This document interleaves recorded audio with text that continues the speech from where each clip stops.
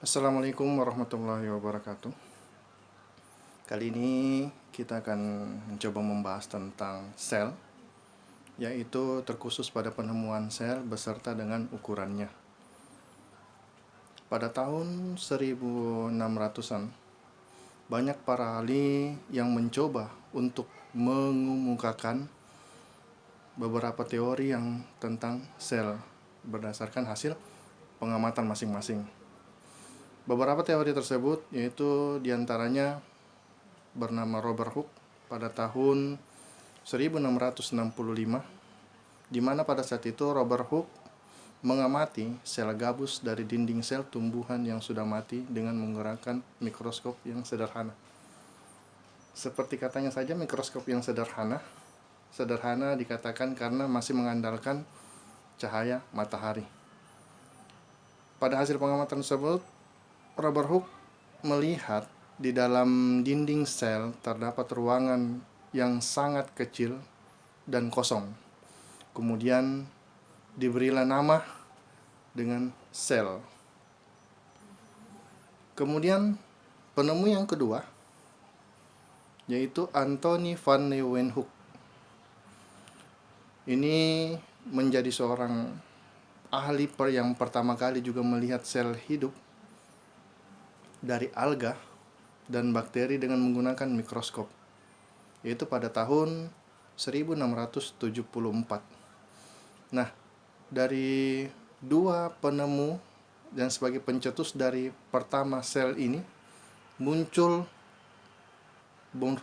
lagi penemu-penemu yang lain, sehingga sel memiliki definisi secara umum, yaitu sel merupakan unit struktural terkecil makhluk hidup yang menjadi komponen dasar penyusun tubuh makhluk hidup.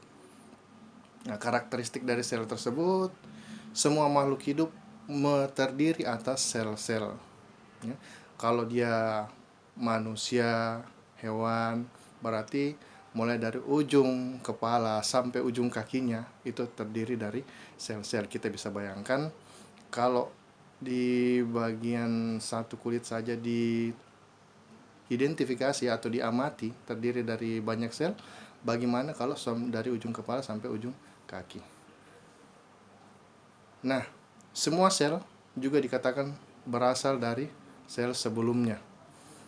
Nah, banyak di sini sel yang melakukan pembelahan dari 1 menjadi 2, 2 menjadi 4, 4 menjadi 8. Nah, itu disebut dengan pembelahan biner.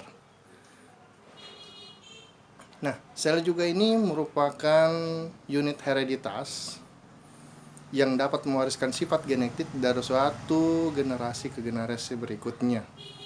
Ini seperti kita hal pribadi memiliki kemiripan dengan orang tua asli kita. Nah, itu tadi penemuan tentang sel. Nah, mengenai ukurannya ini sel berdiameter antara 1 sampai 100 mikrometer dengan volume berkisar antara 1 sampai 1000 mikrometer. Sel hewan berdiameter sekitar 20 mikrometer. Sedangkan sel tumbuhan berdiameter sekitar 40 mikrometer. Nah, kalau kita mau membahas tentang ukuran berbagai macam organisme itu berbeda-beda, ya.